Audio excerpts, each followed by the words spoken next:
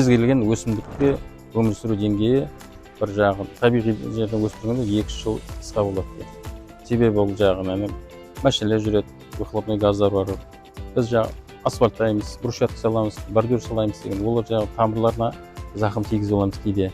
Сонымен қоса мына қыс мезгілінде мына қардан, мұздан еріту үшін біз түрлі химикаттар пайдаланамыз. Олар ертең көктемде ериді, олар да сол кері әсерін талдарға тигізеді. Кез келген қалада болатын, орын алатын жағдай. Бірақ біздің жағдайында Аралымыз бар, Байқоңырымыз өте экология жағдай енді оңай емес. Биылдан бастап Жасыл Қызылорда деген арнайы мемлекеттік мекеме аштық.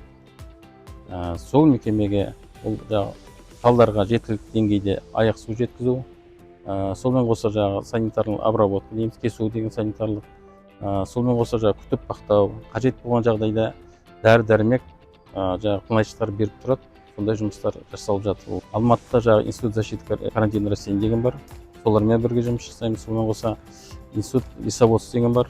Солармен бірге жұмыс жасаймыз. Олар қазір орман патологиялық зерттеулер жасайды деп біз меморандумға отырдық.